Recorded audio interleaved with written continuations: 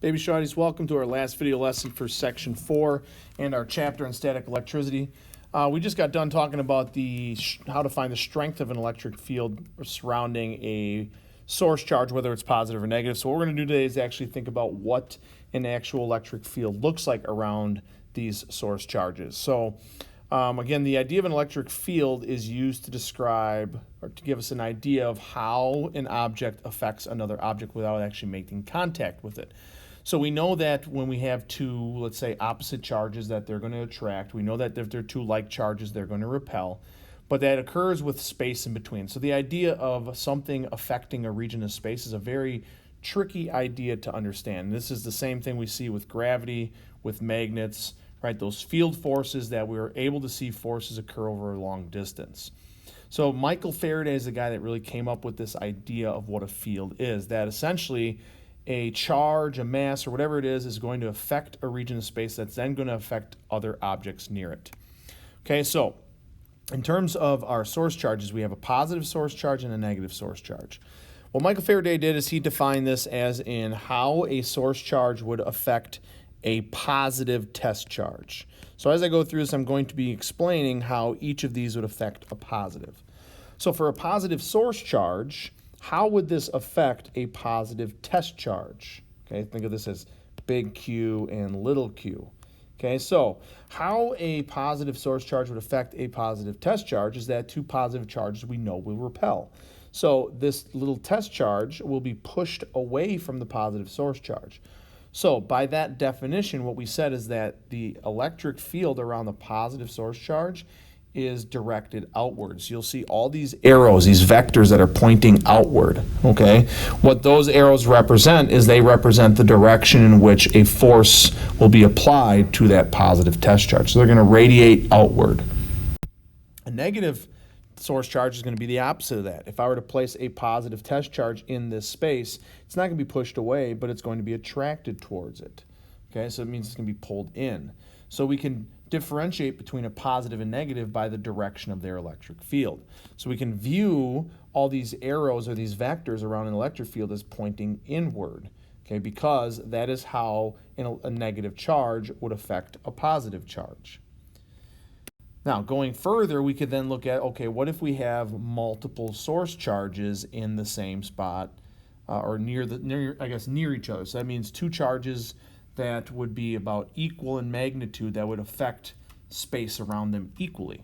So let's say that I had two opposite charges like a positive and negative. So combining those two things, we know that field lines would radiate outward from a positive and would converge down onto a negative. So if I were to place a positive near another negative, essentially what happens is that their fields combined and that any sort of charge would be pushed away from the positive and pulled towards a negative. So if I were to place, say for example, a little positive charge right here, it would follow this path to get towards the negative. And the reason why I would follow that path is because it would be pushed away from the positive, but at the same time it would be pulled towards the negative, so its resulting motion would be along that path. Okay, now my arrows aren't drawn the best there, but that's essentially what would happen. It describes the path that a test charge would take when put in there. Same thing would be true then if I have say two like charges. Now I have up here a diagram of two positives. Same thing would be true if I had two negatives. The only difference is that my arrows would be reversed. So if I have two like charges, we know that two like charges will repel each other. Okay, so they're not going to attract. So imagine again if I were to place a positive test charge. You'll notice that this diagram is a little bit different in the middle. You'll see that the field lines bend but do not touch each other. So very similar to how two positive charges would act on each other, they would repel. We see that the field lines almost repel each other as well. And the reason why is that if I were to place a positive test charge, say right in the middle, that it's going to be pushed away from each of those source charges. So if it's being pushed away in both directions, essentially it's like a tug of war, it's not going to move. But if I were to place it, let's say a little bit above, we know it's going to be pushed away from one, pushed away from the other, so that resulting motion would be straight up in the air. Okay, so what happens when we have two like charges is that their field lines are going to almost repel each other like the two charges would do. And that's by defining it this way kind of matches what we see. We see it's pushed away from a positive towards a negative. We see that if we have opposite charges, that'd be pushed away from one and pulled towards the other. And here, if it was between two like charges, that we'd see that same effect of repulsion. Okay, so Michael Faraday kind of came up with this idea of how it would affect a positive test charge, which now gives us kind of a visual of what an electric field looks like. So to kind of go through some examples, we're just going to look at these and figure out, okay, which ones don't work, okay, or which ones do work. So what we do know is that field lines will radiate outward from a positive and in towards a negative. So just based on the diagrams, we know right away that A and B would match because those show what exactly we're going to see. C, however, is not going to match because field lines will never will never converge onto a positive charge. All right. So then if we look at D and E, again, D, I can see they're going outward from a negative, so I know it's not true. D is something that's interesting to talk about. You'll notice that in D, you're going to see these right side of that is going to be a little bit, have, I guess, twice as many field lines as we see on the other side. So this brings up a point that when we have a charged object, that the field that it's going to create is going to be uniform around it.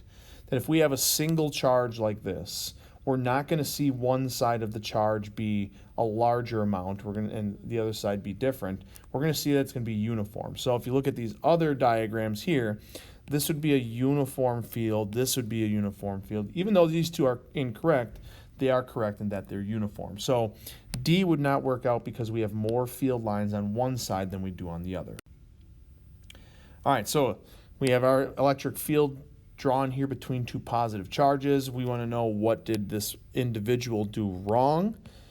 So we can see here that in the middle that we have our field lines intersecting. So know that in an electric field, the field lines will never intersect. Okay. The reason why they'll never intersect is that if I were to place a positive charge right here, it's going to be pushed away and pushed away. So now this kind of gets into stuff we talked about early on, that notice that those are arrows. Think of this as being pushed to the right and up, and this one's being pushed left and up. So what ends up happening is the left and right arrows, those would cancel each other out, but the two up arrows would combine to form a larger arrow that would go straight up in the air. Okay, so that's kind of why when we look at vectors and components and things that we've talked about before, that is why they'll never intersect, is that we're going to have an equal amount right and left, so they'll cancel out and push the thing straight up in the air. So key thing here is that field lines will never intersect. All right, so in example 3, what we're going to do is we're going to look at different diagrams where we're going to compare, by looking at electric field, compare the charges, compare the strength, and all that good stuff. So in this one, just based on the field, I want to know what is the charge on A and B. So when I look at this as an electric field, what I should see is I should see the arrows leaving B. They're going away from B, and they're all going towards A. So if I see that, then I know that A is going to be a negative charge because the field lines are going towards, and I know that B is going to be a positive charge because the field lines are going away from that.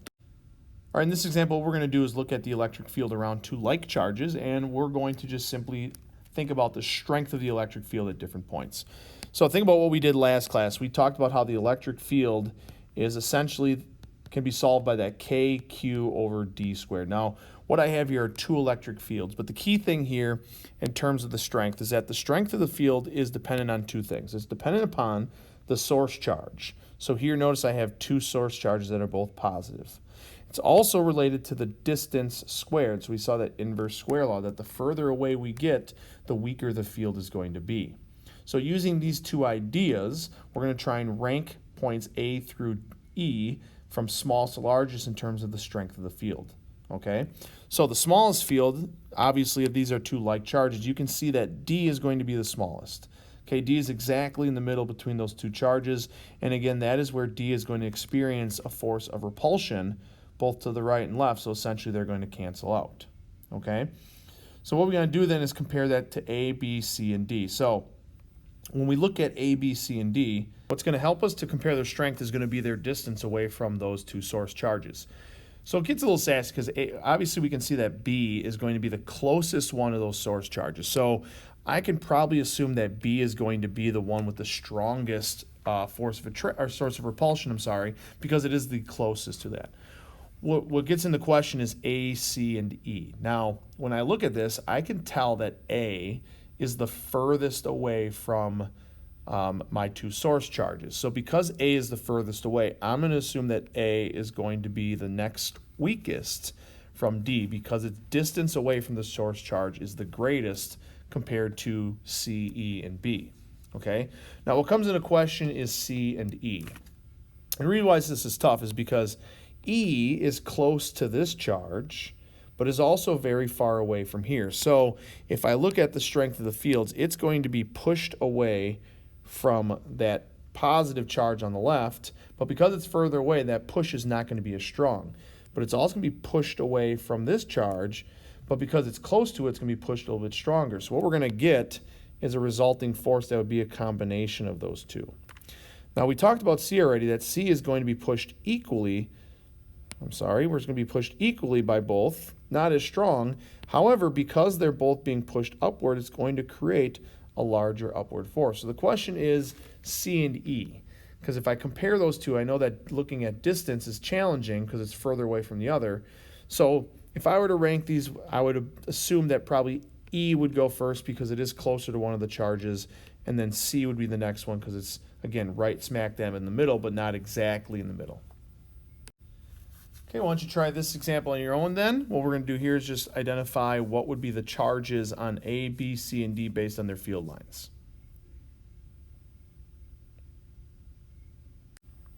Okay, so based on this, direction of the field lines is going to tell us that A is positive, C is positive, and then B and D would both be negative because of the field lines directing inward versus outward.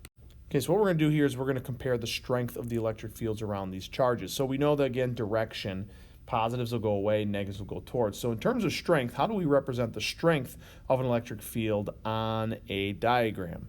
Okay, so if we were to look at E and F, if you were to compare these two and think about which one has a stronger field, when I look at this diagram, I would think that F has a stronger field than E. And the reason why is that we can see more field lines radiating outward from F than we see converging on E.